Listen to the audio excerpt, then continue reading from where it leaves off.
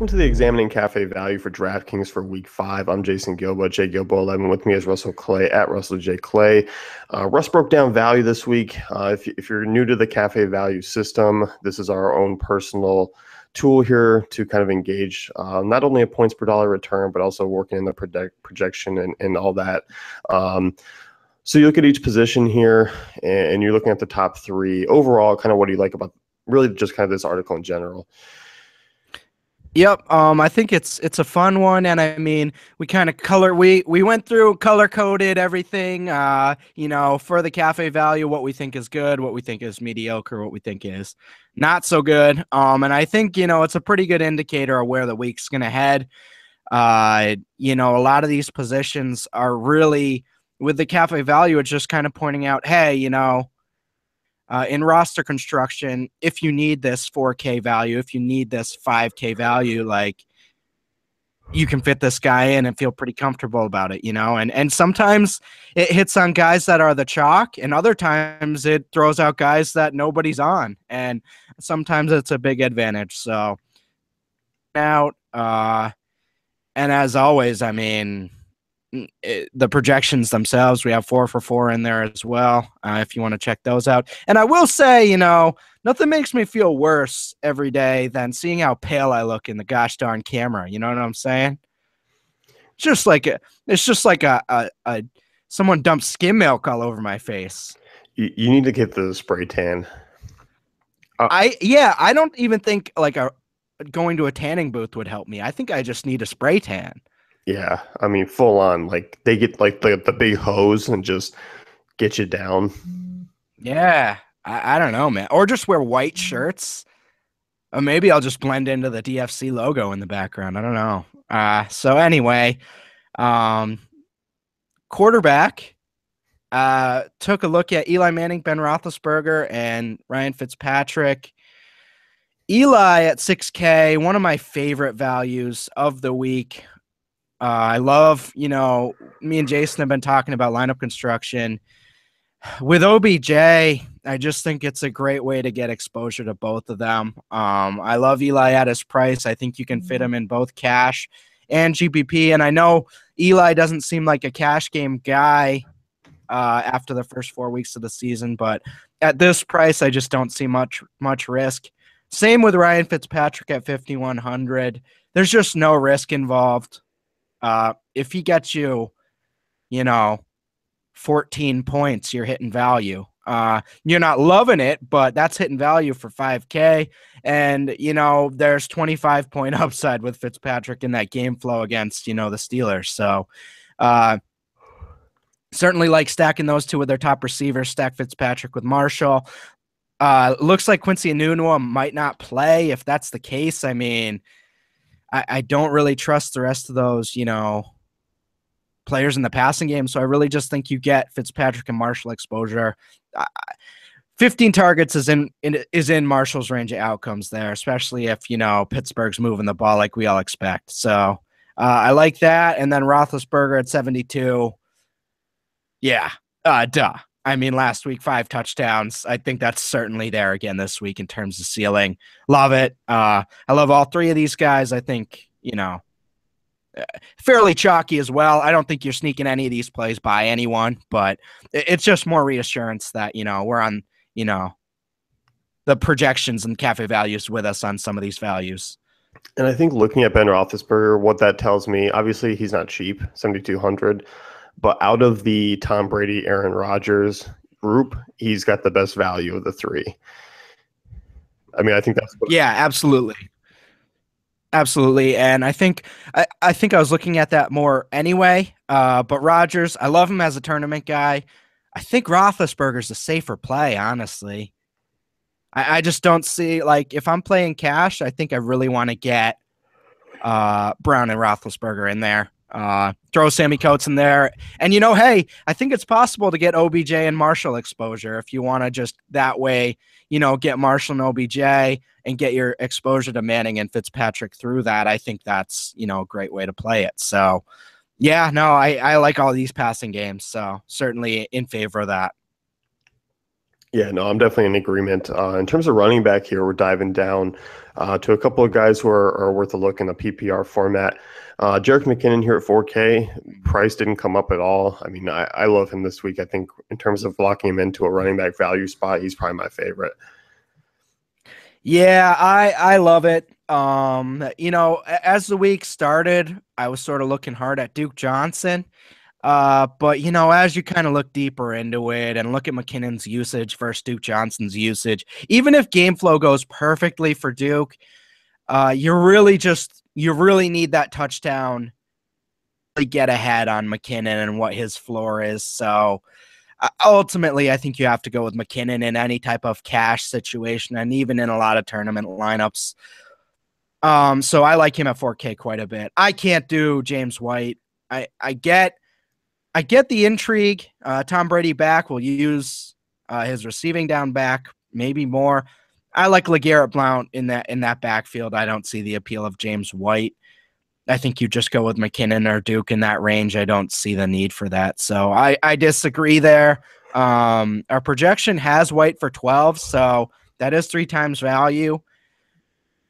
I'm okay with it, but I'm not really in favor in it, and I wouldn't suggest it to anyone, I guess, especially with McKinnon right there. So, Yeah, that's the thing. I mean, McKinnon being 100, I don't even think even if McKinnon was 1,000 more, I'd still wouldn't be looking at White.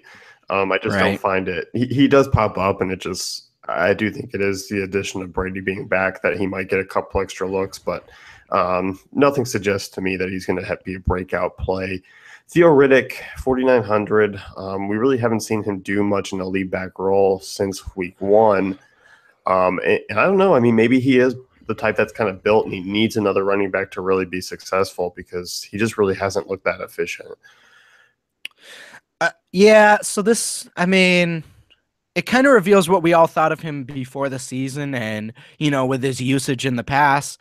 And Freudian slip a little bit there. Past. I meant the past, but, he's a receiving down back. That's what he is. We shouldn't try to make him something else. I don't think the Lions want to make him something else, as you saw by, trying to get Dwayne Washington involved, getting Zach Zenner involved.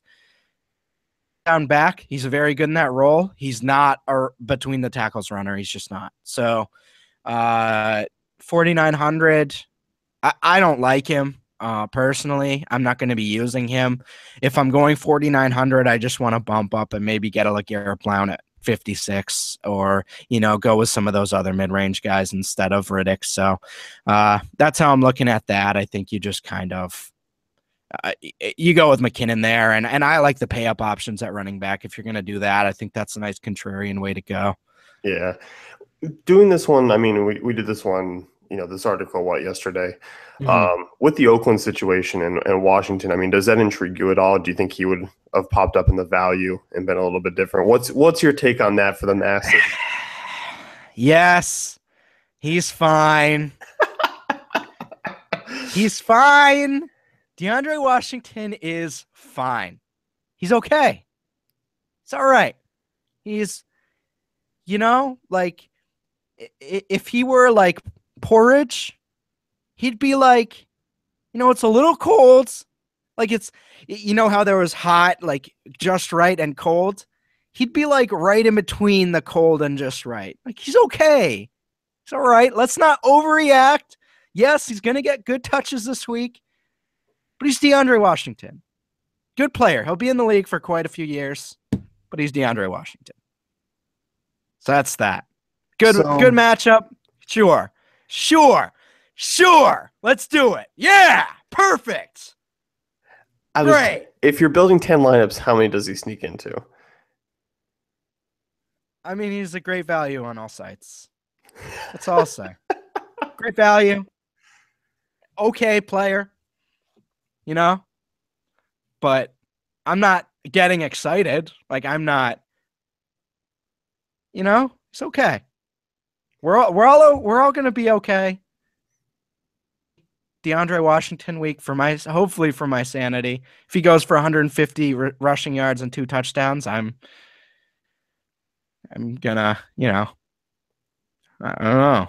I don't know what I'm gonna do, but I let's won't be move on to wide happy. receiver. You just don't seem Okay. like you just Yeah. Washington has just got you all up in the fritz, I you know. don't. Yeah, I don't want to talk about him anymore. FanDuel undeniable value, by the way, 4,700. I mean, it is just yeah, that's a great value. But here, I think you can, you know, you know, yeah. Yeah. Wide receiver, Tavon Austin, 3,700. Do you like him this week? GPP guy? Not in my base lineup construction. I don't think that's a safe play at all. Um, if you are doing the Rams D, I think you have to throw Tavon in there, honestly. At only 3,700, he is getting 30% of the target share there so far this year. They are paying him. He is like the 12th highest paid receiver in the league. RIP.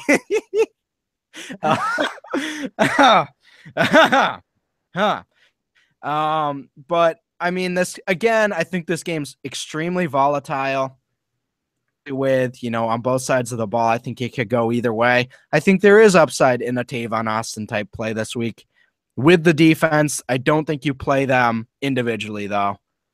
You kind of bank on that Tavon Austin punt return. Again, Tavon's ceiling is, remember that Colts game a few years ago, like his rookie year? He didn't do anything all year, and then he had 2 return touchdowns and like a 70-yard receiving touchdown. It was like the goofiest thing ever.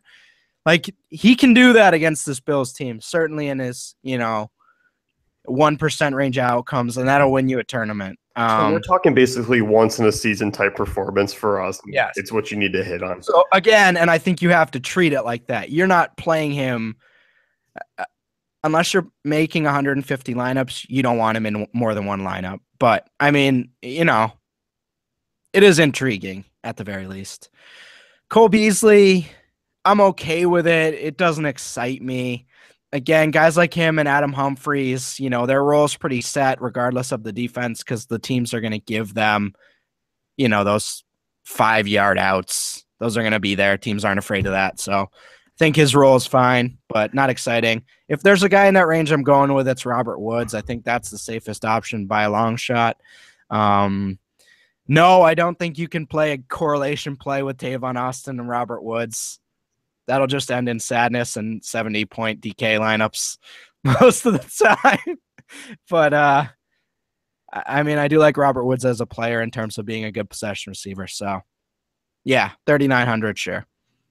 Yeah, and I think, these are guys that I think are worth looking GPPs. I think if you're looking value wideouts, which it's tough this week because there are a lot of guys you want to pay up for, especially in the mid-range as well. But Dontrell Inman, I think in that same kind of general value range. What's interesting is, I figured Sammy Coates would be on here. That's kind of the guy I've been looking at. I think he's the highest upside guy in that range, only 3,600. So that's who I'm looking at in that range. I would go Coates and then Woods and then Austin and then Beasley in terms of upside. So that's just kind of how I'm looking at it, I guess. Yeah, I think so too. I look at Beasley. Austin, those guys don't really excite me. Austin, I probably, even if in 150 lineups, I'm probably still not making any of them with Tavon in there. So that's right. You wouldn't make one Tavon Rams stack. Come on, don't lie to me. No, you would make at least 5. I know you would. Looking at tight end here, kind of an interesting group. I think obviously Zach Miller, Zach Ertz kind of speak for themselves. Will Ty, though, 2,600 with the Larry Donald news. That's kind of intriguing. Yeah. Okay. And again, you mentioned Zach Ertz, Zach Miller. We don't have to talk about them. Like, if you want analysis on Zach Ertz and Zach Miller, then go to the tight end pods. You can go to the tight end pods, or you can literally walk down the street and someone will probably be talking about how Zach Ertz is a good value on DraftKings this week. So, anyhow, but Will Ty, at 26, I think that's really intriguing. Not someone who was in my roster construction, ideas at the beginning of the week, but especially if you like Eli Manning at that 6K, that averages out any OBJ price, 26 with 85, that's really only 11 total. So you're looking at 5,500 a piece between Will Ty and OBJ. I think that's super high upside, especially with Eli. You can just make a super team with that lineup. So I love that play. Basically like the Zach Miller and Hunter Henry of last week. So I like that quite a bit. So in terms of a giant stack, I think people might be obviously Eli Manning, OBJ. Maybe people look at the third option and go, if I'm stacking any further, it's probably going to be Victor Cruz or Sterling Shepard. But with Will Ty coming to board, I mean, that can bump up like another running back to the next tier, another wide receiver to the next tier, and you're still getting a 3-person giant stack. And I mean, again, so Zach Miller last week, 12.6 points. Not all that appealing, but that's 5 times value, at 2,700. So, that's really hitting it good.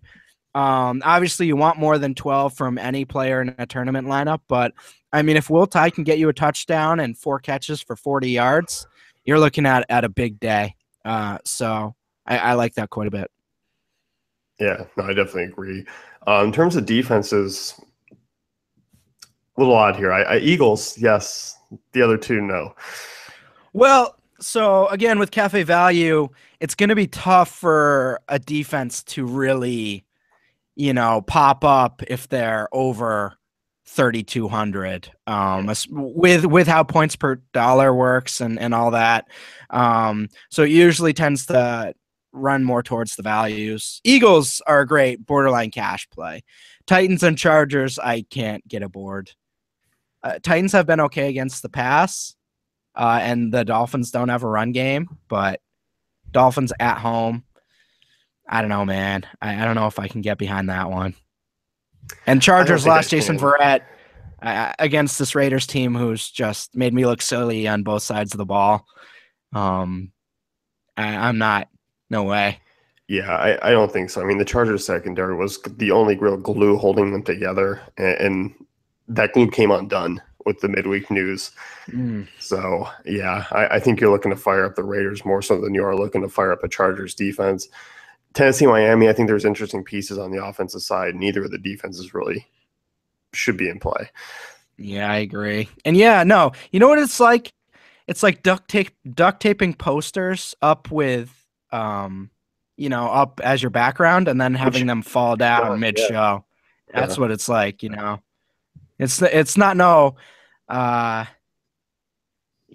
good glue. It's just duct tape and then things fall apart. That's what the Chargers did this year with their team. So it's unfortunate, but they're rolling around on the floor. Russ is stepping on them, throwing a fit. I mean, that's what's going on right now.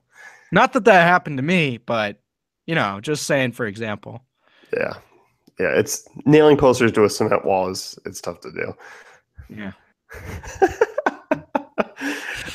That's going to wrap up the Week 5 examining DraftKings Cafe value. Be sure to head on over to dailyfantasycafe.com. Check out our great tools and content. If you're curious about more about the Cafe value, what it is, everything like that, we got a free promo code going on for all of our YouTube subscribers.